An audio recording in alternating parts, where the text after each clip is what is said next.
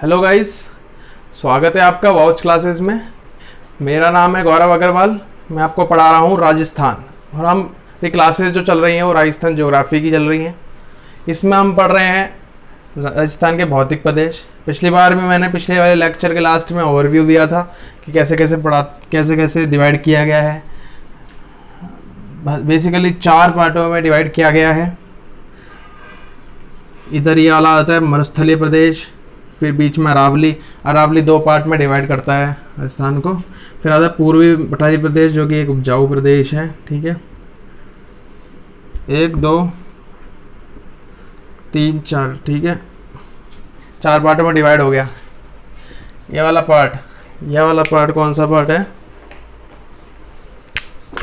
पश्चिमी मरुस्थलीय प्रदेश। ठीक है, पश्चिमी मरुस्थलीय प्रदेश है ये। और ये वाला पार्ट है अरावली पर्वतीय प्रदेश,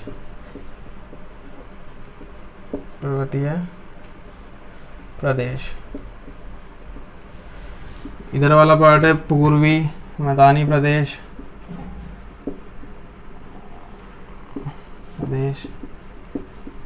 और ये है हाड़ौती का पठार। ठीक है, अब इस पार्ट में तुमको पता है कि डेजर्ट ही डेजर्ट है, थार का मरुस्थल आ रहा है। ठीक है, इधर ये रेड क्लिफ रेखा हो गई, पाकिस्तान हो गया इधर। ठीक है, इधर अपनी पर्वत श्रृंखला हो गई अरावली, सबसे पुरानी पर्वत श्रृंखला। ठीक है, ये वाला पार्ट हो गया पूर्वी मैदानी प्रदेश, ये हो गया हाड़ौती का पठार, कोटाबूंदी झालावाड़ वाला पार्ट। ठीक है, अब तो इन भौतिक स्वरूपों की हम बात करेंगे। पश्चिमी मरुस्थलीय प्रदेश के बारे में हम देखेंगे कि पश्चिमी मरुस्थलीय प्रदेश की कहाँ से इसकी वो हुई है, उत्पत्ति हुई है। तो उत्पत्ति हुई है इसकी तैतीस सागर से, तैतीस सागर के अवशेष से इसकी उत्पत्ति हुई है।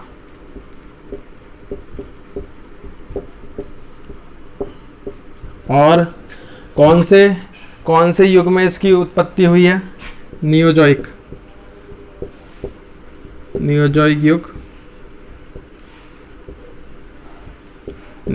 युग के कौन से काल में? प्लेस्टोसीन काल में इसकी उत्पत्ति हुई है। ठीक है, और अरावली पर्वतीय प्रदेश की बात करें तो इसकी जो उत्पत्ति हुई है वो हुई है गोंडवाना लैंड से,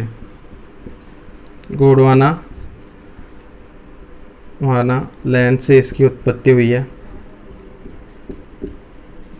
और इसकी उत्पत्ति जो हुई है, हमने बात करी थी, सबसे पुराना युग था ये, सबसे नया युग हो गया था, सबसे नया युग का है नियोजोइक युग का, और ये सबसे पुराना है। ठीक है, तो इसकी जो उत्पत्ति हुई थी वो ये है एजोइक युग में। एजोइक युग में इसकी उत्पत्ति हुई है और प्री कैम्ब्रियन काल में हुई है। एजोइक युग के प्री कैम्ब्रियन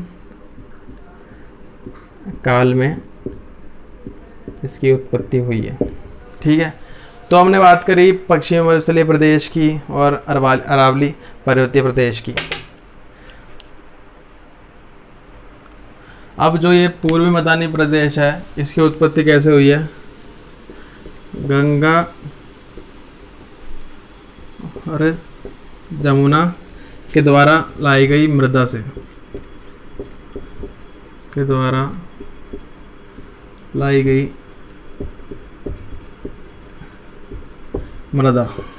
हुई है इसकी उत्पत्ति। मतलब जो मिट्टी इन दोनों के द्वारा लाई गई है वो मिट्टी डिपॉजिट हुई है और पूर्वी मैदानी प्रदेश का क्या हुआ है, उत्पत्ति हुई है। अब गंगा और जमुना के द्वारा लाई गई मिट्टी ये कौन से युग में हुई है? नियोजोइक युग में हुई है।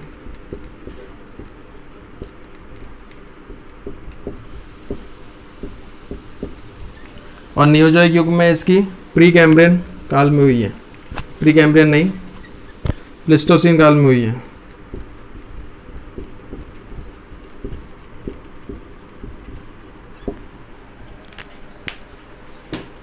दक्षिण पूर्वी पठारी प्रदेश की बात करें, इसको हाड़ौती का पठार भी कहा जाता है। तो इसकी जो उत्पत्ति है वो गोंडवाना लैंड में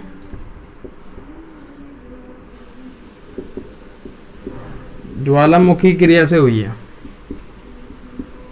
ज्वालामुखी क्रिया से हुई है, ठीक है।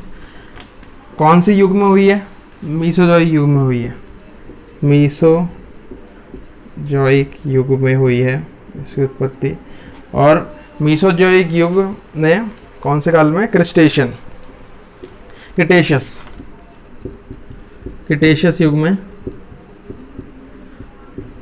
युग में इसकी उत्पत्ति हुई है, ठीक है। तो ये चीज़ है। अब बात करेंगे कि अपनी पृथ्वी पहले कैसे थी और फिर बाद में कैसे चेंज हुई। तो पहले जो स्ट्रक्चर था वो ऐसा था, बीच में स्थल वाला पार्ट था और बाहर सागर टाइप था, ठीक है, सागर, ठीक है। तो बीच वाले पार्ट को स्थल मंडल पैंजिया कहा गया, ठीक है। और ये जल वाले भाग को, ठीक है, ये क्या कहा गया? पैथालासा कहा गया, ठीक है। अब पैंजिया के भी 2 पार्ट थे।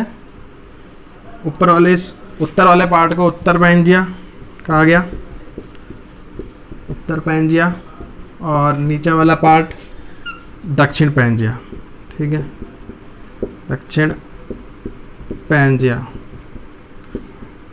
तो जो उत्तर पैंजिया था ये है, उसको बोलते थे अंगारा लैंड, ठीक है। और दक्षिण पैंजिया को गोंडवाना लैंड की संख्या दी गई, गोंडवाना लैंड बोलते थे, ठीक है, गोंडवाना लैंड। तो उत्तरी पैंजिया, दक्षिणी पैंजिया, ठीक है, उत्तरी पैंजिया को अंगारा लैंड और दक्षिणी पैंजिया को गोंडवाना लैंड। तो क्या हुआ फिर इन दोनों में, जैसे पृथ्वी घूमती है तो टाइम में क्या हुआ, उत्तरी पैंजिया और दक्षिण पैंजिया की टक्कर हुई, टक्कर हो गई, ये अलग हुए। अब देखना इनको मैं अलग कर देता हूँ, ठीक है, इस तरह से अलग हो गए। फिर थोड़े अलग होते रहे, थोड़े कुछ और सालों बाद, हजारों सालों बाद थोड़े से और अलग हो गए, ठीक है, डिवाइडेड हो गए, ठीक है। अब डिवाइडेड होने के बाद देखो, अब जैसे अपनी पृथ्वी दिखती है फिर धीरे धीरे उसी शेप में आने लग गए। ऑस्ट्रेलिया, ठीक है, यहाँ पे अपना नॉर्थ अमेरिका, साउथ अमेरिका, ठीक है, उस शेप बन गई, पूरे अपनी पृथ्वी की शेप उस सब से दूसरे से बन गई, ठीक है। तो जहाँ जहाँ ये स्थल वाला पार्ट गया उनको हमने महाद्वीप बोल दिया, ठीक है। और ये सागर वाला पार्ट गया, इनको महासागर बोल दिया। तो जो अरावली है अपनी, अरावली का कहाँ से हुआ है? गोंडवाना लैंड से हुआ है, मतलब नीचे वाला पार्ट अरावली में जाके आया है, ठीक है, अरावली को शेप किया है। अब तैतीस सागर की प्रॉपर्टीज के बारे में बात करेंगे। अब ये जो अपना पश्चिमी मरुस्थलीय प्रदेश है, ये अपन को पता है कि पश्चिमी मरुस्थलीय प्रदेश ये तैतीस सागर से इसकी उत्पत्ति हुई है, तैतीस सागर की उत्पत्ति हुई है इससे, ठीक है। तो इसके प्रमाण क्या है? प्रमाण किसके प्रमाण? कि तैतीस सागर से इसके उत्पत्ति हुई है, तैतीस सागर से उत्पत्ति। तो पहला लिखते हैं कि इस क्षेत्र में अवसादी चट्टानों की प्रधानता मिली है।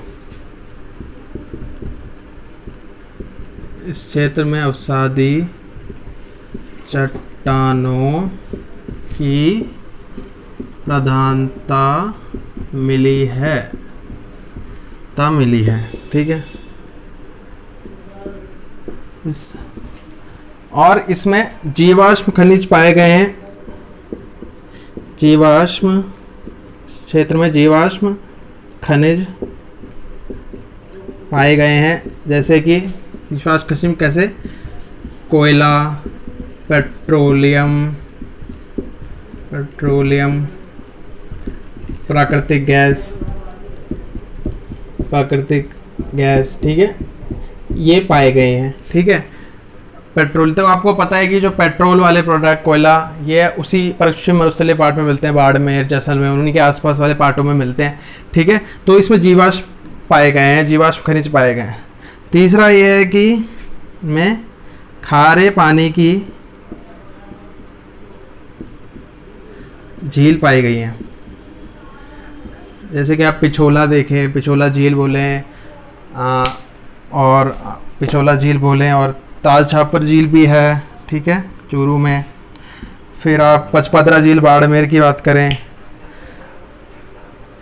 खारे पानी की झील पाई गई है, खारे पानी की झील पाई गई है। ठीक है, अब इसमें ऐसा है, ये हो गया पहला, अब शादी चट्टानों की प्रधानता है। दूसरा जीवाश्म खनिज मिले हैं। तीसरा है खारे पानी की झीलें पाई गई हैं। चौथा क्या है, कुलधरा गांव जैसलमेर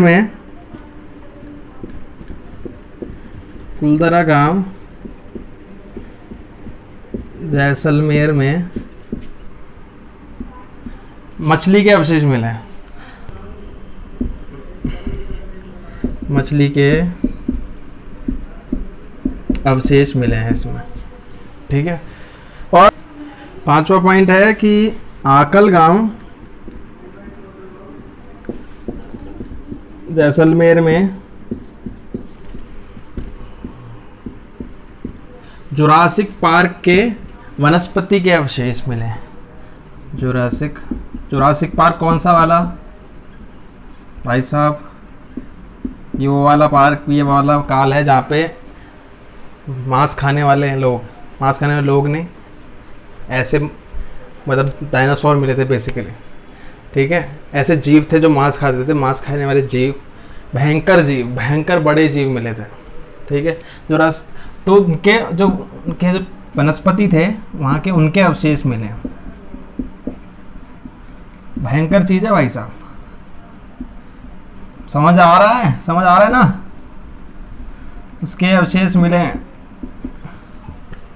ठीक है, भयंकर चीज़ है ये, जुरासिक पार्क के वनस्पति के अवशेष मिले हैं।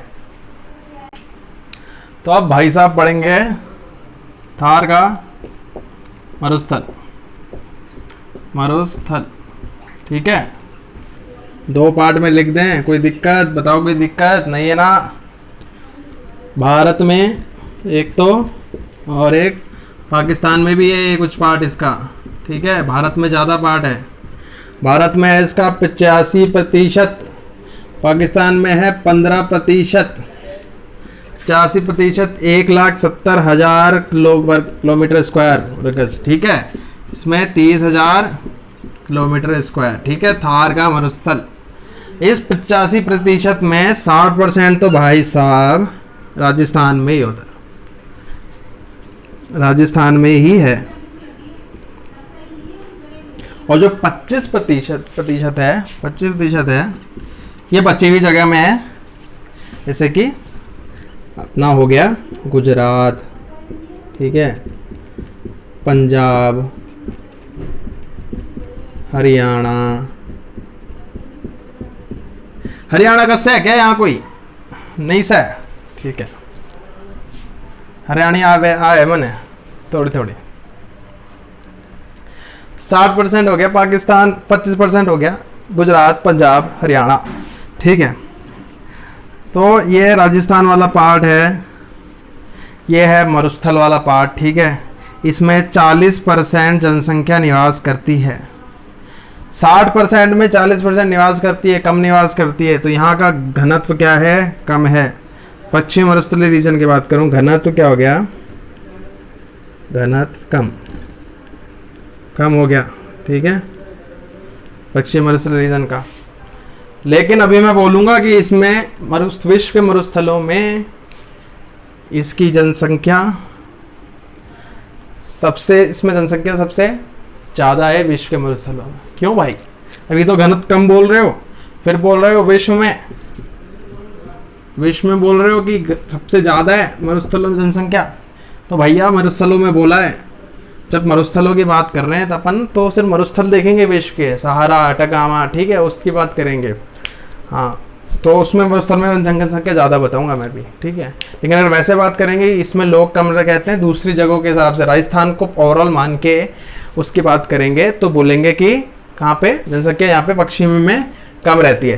तो अब एक बात है कि अपनी जो पृथ्वी है वो कैसे घूमती है। अपनी पृथ्वी पश्चिम से पूर्व की तरफ घूमती है।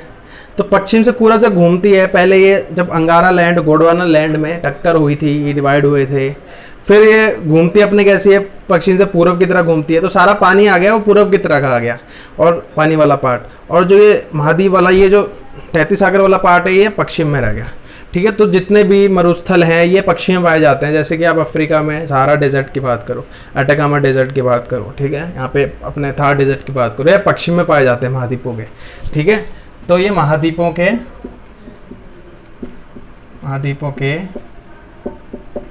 पश्चिम में पाए जाते हैं,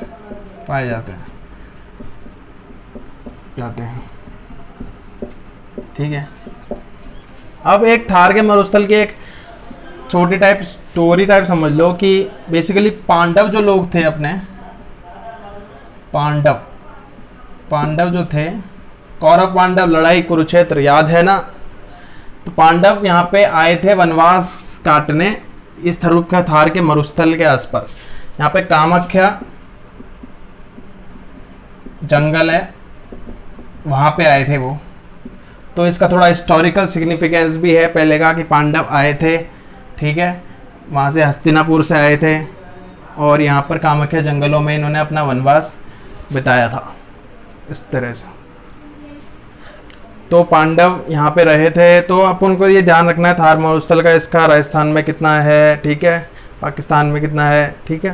तो अपन को ये चीज़ याद रखनी है और बाकी चीज़ इसके बारे में हम अगली क्लास